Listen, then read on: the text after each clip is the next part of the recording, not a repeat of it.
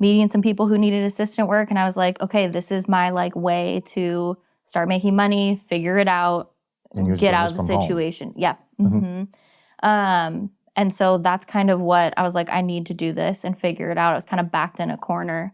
And from there, I just started getting all of these referrals, and I was finally able to more than replace my income I had, so I could actually, be out of the situation that I was in. Yeah. So now it's so important to me to also hire and like have my team be a team of moms or people who are not necessarily coming from such a traumatic situation, but who are looking for their identity back, who like want to have something more than just being a mom. And so that's kind of how it's grown. I got so busy so fast that I had to start hiring. And so it got nuts, which is a good thing.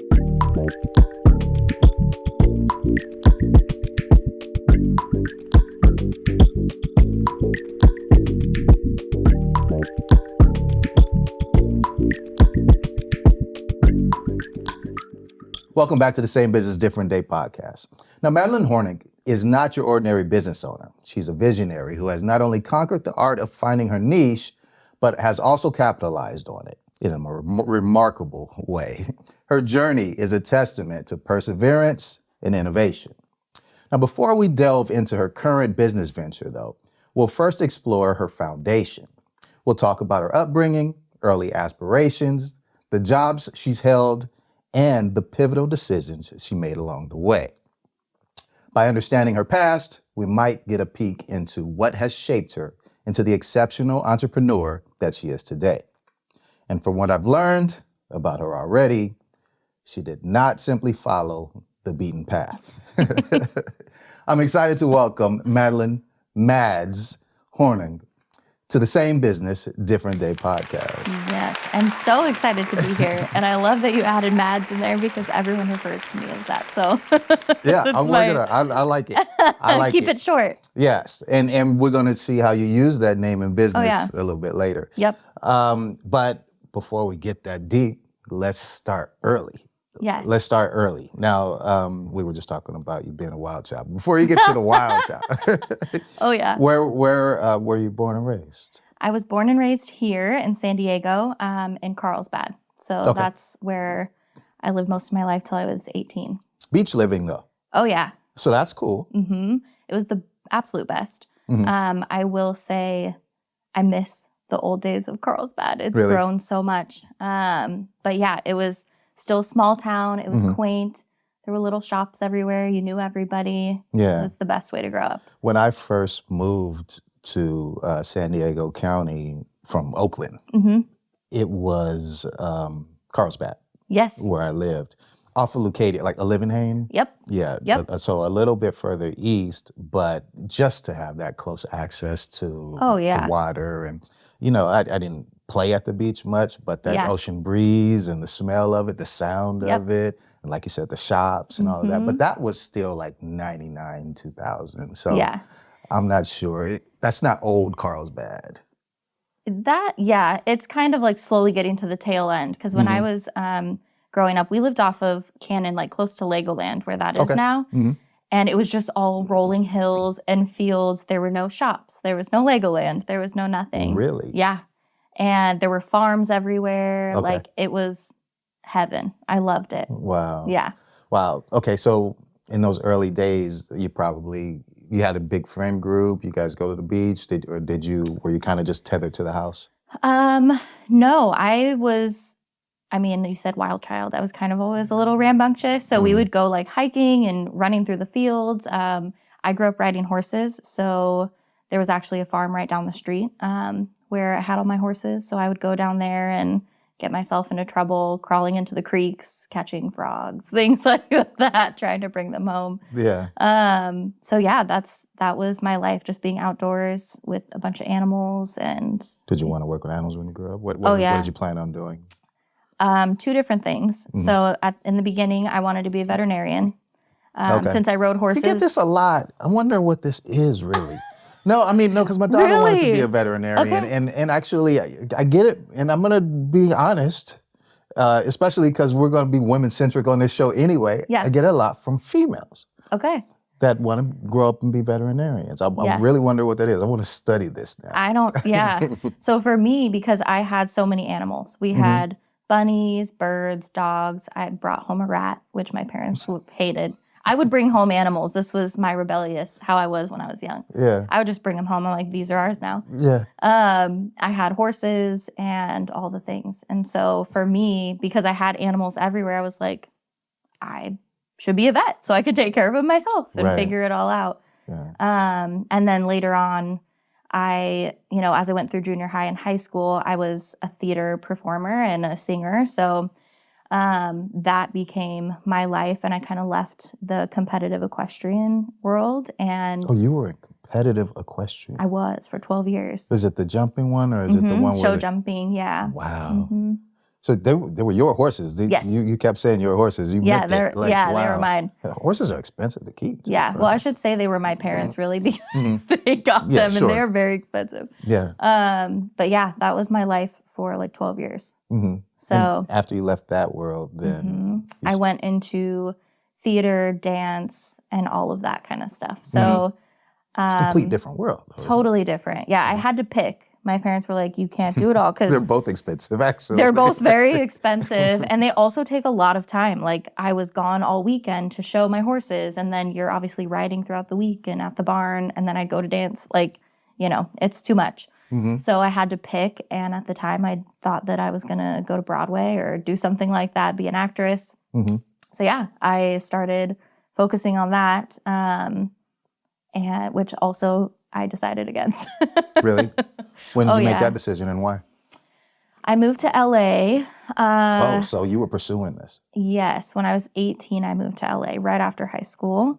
Okay. And I was still singing a lot, trying to do auditions for like Broadway shows or TV commercials, whatever. But I quickly just realized that that is not the industry for me. And the way that it operates is not always about talent. It's like, who do you know, and like, how can you get in there? Sure. And how much money do you have? Do you look a certain way? I just didn't like that. I didn't want to be in the like rat race to make it big. So, the last guest that we just had on, Sherry Stilson with Student Television Network. She, first of all, she wanted to be a veterinarian too. Really? Yeah. Oh my gosh, we have the same story. Yeah, her story of why she decided not to do it is pretty funny and gross. But she also was in theater. Okay. But then she wound up kind of on the other side. She did want to be in front of the camera and all of that. So you didn't consider, you didn't want to be in Hollywood at all, just the business itself, whether it was in front or behind the camera. You didn't think that they would have treated you better. No. Yeah. I think I figured out pretty early the reason I liked theater and music so much is because I like telling the story of these characters and sharing that. And some of the aspects of Hollywood, I feel like don't keep true to that. It's, the fame and the celebrity and all these things.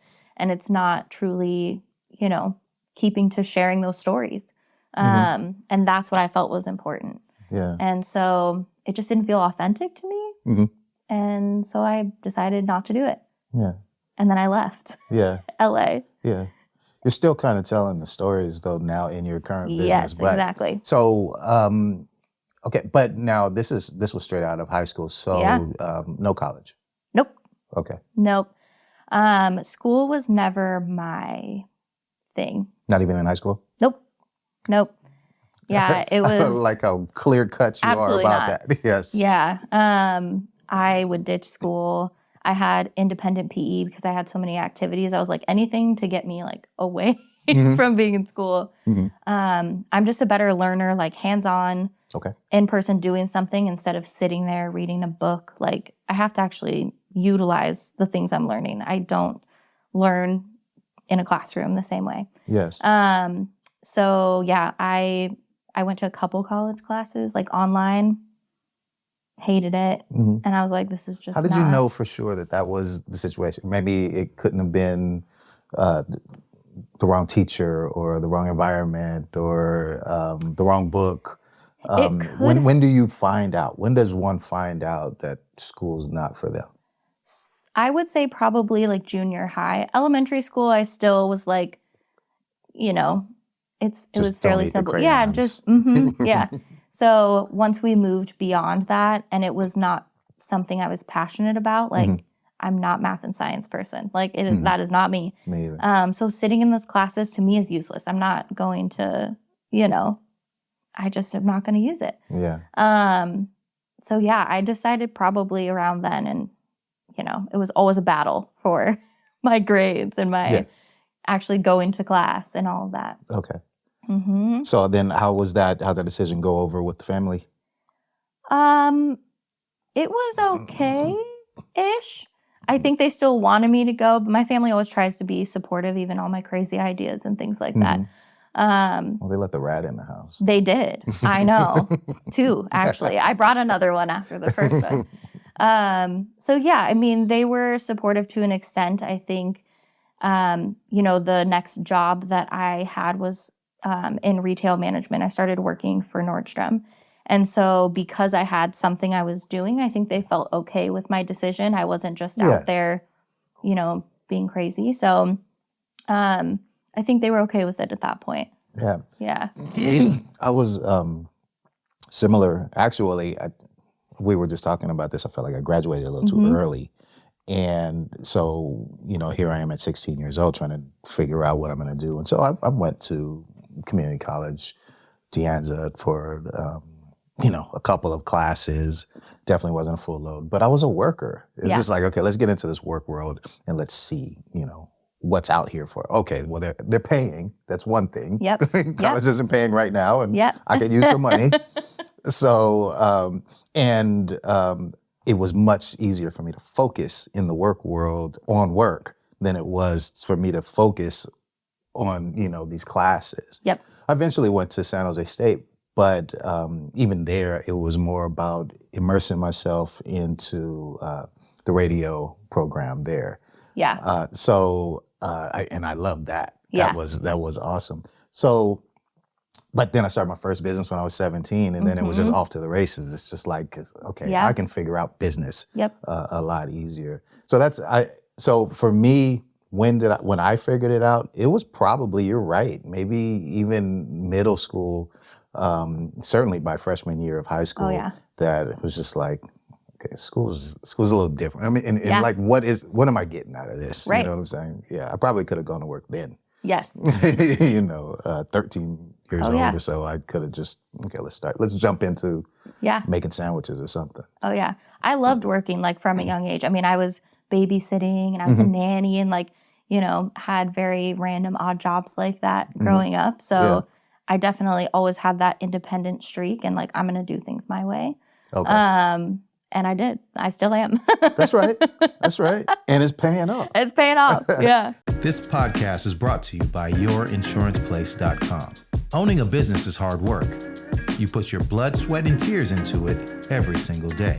You need a partner who understands the ins and outs of insuring small to medium-sized businesses. For over 40 years, our California Property and Casualty Insurance Agency has insured businesses just like yours. We've seen it all, and we've learned a thing or two about what it takes to keep your business protected. That's why we offer free policy assessments. We'll take a look at your policy and let you know if there are any gaps in your coverage. Let us help you to protect what you've worked so hard to build. yourinsurancekplace.com. Hello friends, I'm Joe Samo. I'm an attorney in San Diego, and I'm the host of Run It By My Lawyer. It's a great podcast where you will learn a lot about the law, and it is very entertaining if I say so myself. And you can get it for free anywhere you get your podcasts, and you can follow us on Instagram at Run It By My Lawyer. So tell me more about the retail management. Yeah. So I didn't think that was going to be my career path whatsoever. I got a job at Nordstrom because I liked clothes and I had just come from like LA and all of the things. So that was kind of a fun job, I thought. And I quickly just started getting promoted. And I was just like naturally a good leader. So they kept pushing me up, and I moved to Vegas, to Utah, kind of all over the place, back to San Diego, in different stores for them. So they were just moving you around, and you were free enough to say, okay, well, let's go do it. Okay. Yep. Yeah. So I just kept moving, and I got a lot of the experience that I still really use today from all of that retail management. After Nordstrom, I went to REI and managed for them, and then I went to Anthropologie. So I kind of bounced from different retailers over 10 years. Were they, I mean, how were they finding you? They knew about you? What made you leave one and go to the other? Yeah. So Nordstrom, I left because of company culture had shifted a lot. When I first started there, it was so much about like, they put so much into their employees and people that that's why they get the great results and service that they do for their clients. And just as the retail market shifted, so did that. And things started to disappear. You know, it wasn't about that anymore. It was like, you need to make all these sales or else kind of a thing. Was this coming from the top down, or was this just in your... No, it was really like a company shift. Okay. Because brick and mortar stores, right, we have Amazon and all these things now. So it slowly started to shift away from, you know, they probably just couldn't really afford to continue those things with how business was running. Yeah. So I decided to leave there and went to REI because I felt like they still had really great values of getting outside. They value like family time and doing these things that are healthy and active. And that was great until they don't have like leadership training for outside people coming in. So they usually will train people from the bottom up. Like you start on the sales floor and they train you to management. There's something to that, though. Oh, 100%, 100%. But because I was coming from the outside, learning all these systems and different things that they use, they just didn't have a program or like system to teach it, which was really challenging. So that's when I was there for a few years, and then decided to go to Anthropologie after that. So, and that one, I think I was like on the brink of, I just didn't want to be in retail anymore. Okay. For anyone who's worked in like a business like it's got that. to wear on you. Oh my gosh. Yeah. It was just exhausting. Yeah. I didn't want to work. You're always chasing numbers. Yes. And I felt like I couldn't have, even in leadership positions, an impact that I wanted to have on people. So, you know, there's only so much I could do for my employees. Like I care about them so much, and I like my hands were tied in so many ways. It's just, yeah. You, I like this. You know, what I'm picking up is the words you keep using, which is leadership, right? Yeah. You're not just talking about being a manager at a store. Right. You're talking about leadership. Yeah. Like you're specifically using that word. Yes. And I like that.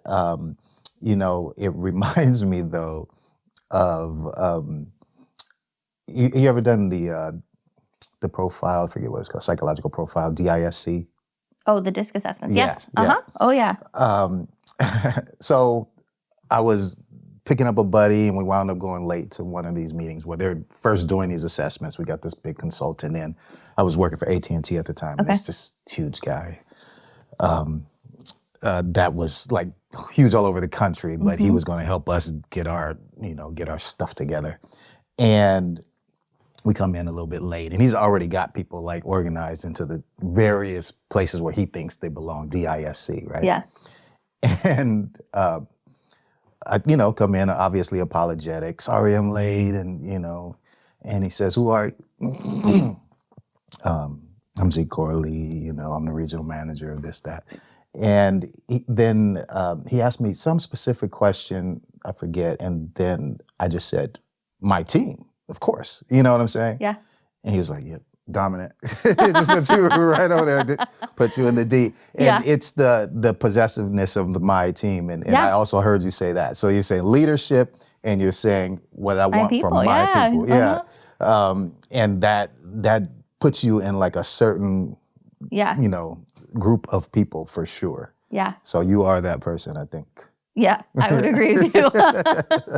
Yeah, it's always been about that for me, is like, how can I help others because I was in these leadership roles, like, how can I get other people, other women up into these places? Because, the higher up you go in retail, it's like more male roles and things like that, right? So how can we keep pushing ourselves forward? And so that was important to me. Like, I truly felt like these are my family, these are my people. We're gonna like get there together. That's it.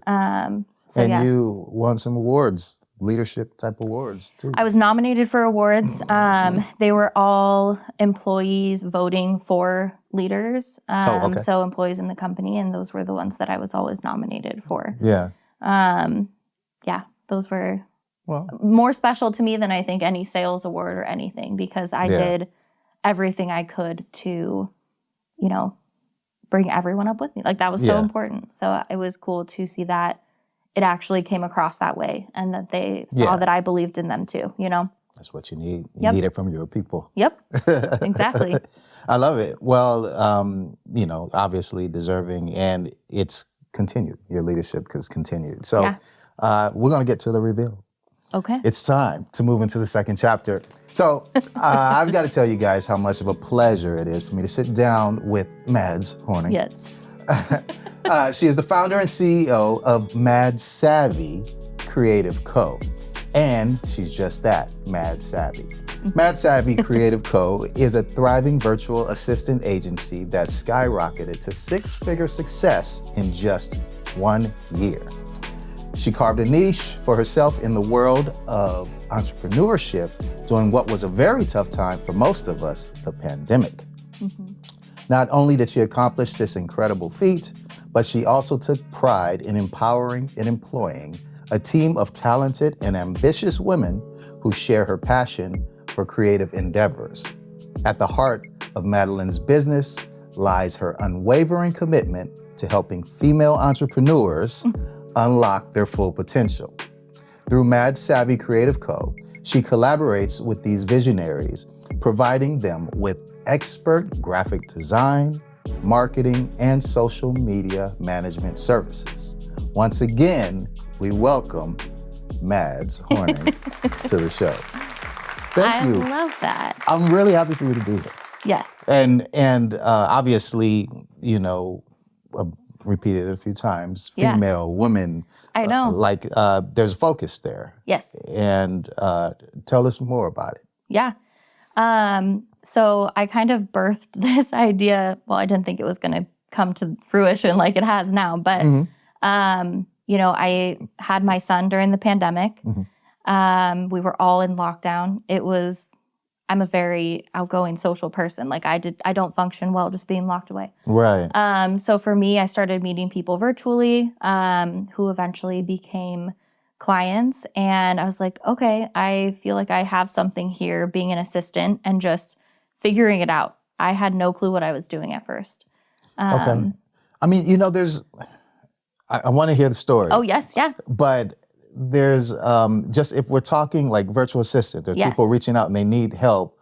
I mean, there was a time, I was just talking to you about this too, with our insurance brokerage, how my father for a while was like, why don't we just hire some people from India and they can help us with some of the, back system stuff. And we kind of went against that. We didn't go into that. But I'm sure there were plenty of people that need that kind of a help.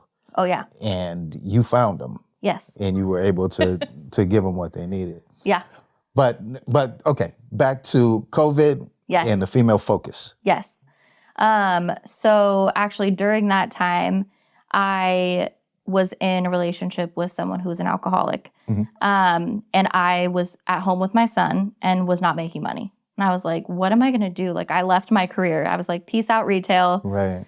I could not be in that situation any longer and had to figure out what I was going to do. Yeah. And so that's what it came from. I was like meeting some people who needed assistant work. And I was like, okay, this is my like way to start making money, figure it out, and get out of the situation. Home. Yeah. And so that's kind of what I was like, I need to do this and figure it out. I was kind of backed in a corner.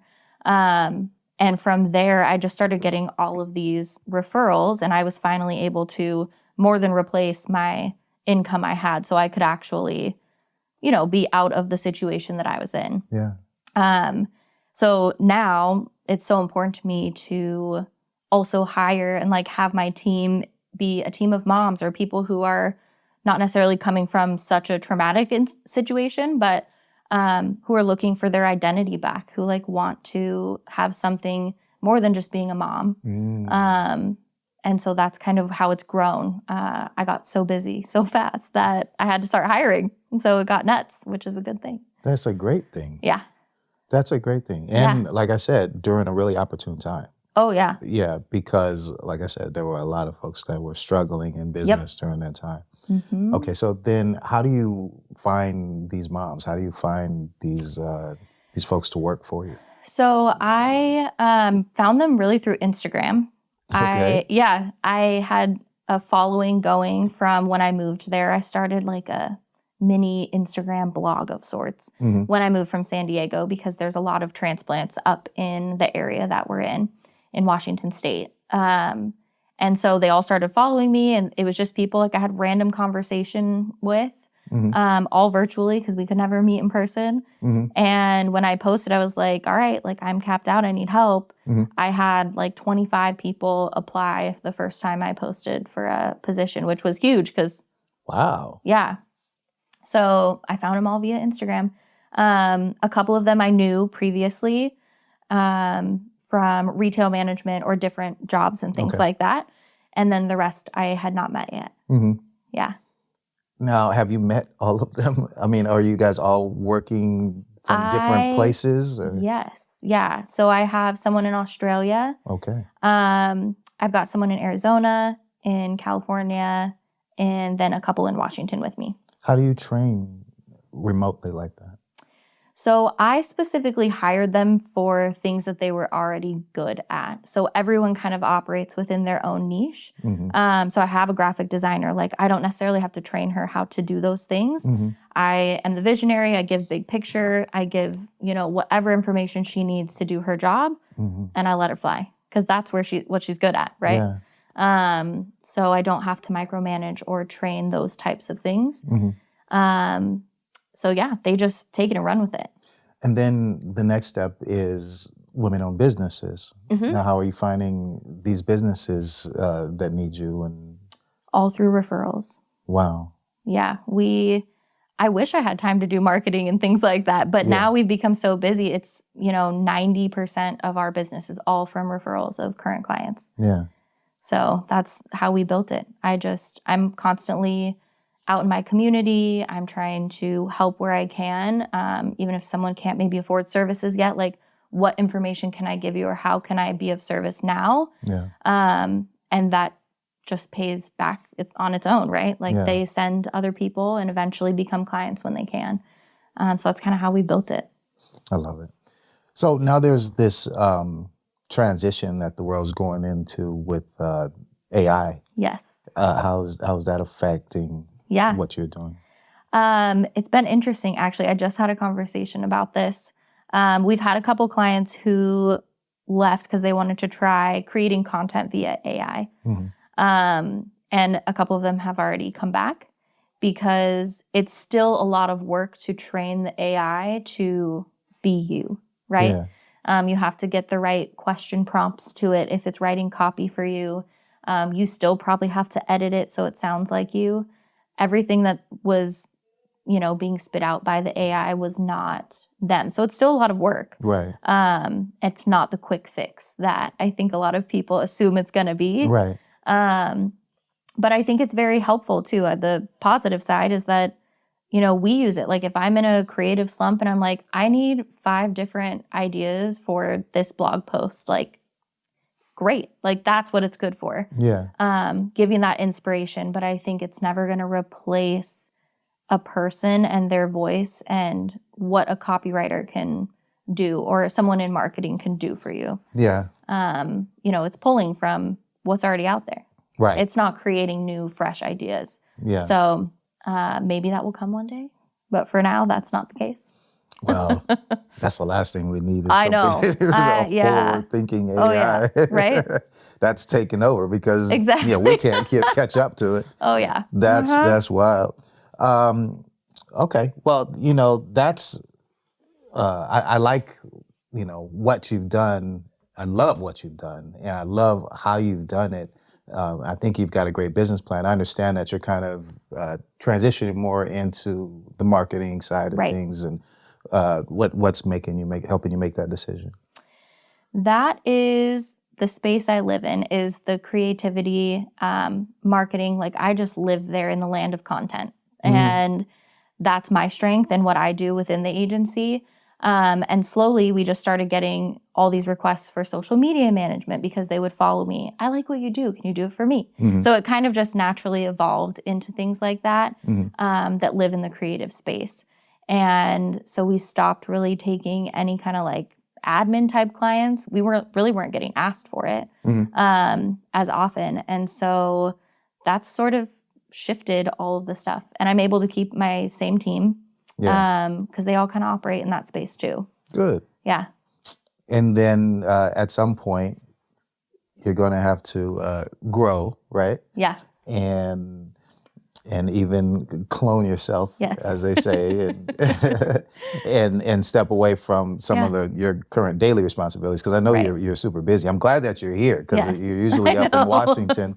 So I caught you here, and it's just like, okay, well, we got to sit down because I've been wanting to sit down with you for a couple of years now. Yeah. So, but maybe you'll be a little bit less busy, and after you let go just a little bit. We'll see. I have some other business ideas on the horizon, so I have a feeling when I let go of this, I'm gonna fill my time with what I have coming next. So I'll try and stay less busy for a little bit, but I don't think it's gonna last long. Yeah, that's all right. That's all right. You got the right energy for it, and why not keep creating? Like you said, you live in a creative space anyway, and you're certainly one of those entrepreneurs that is leading the way.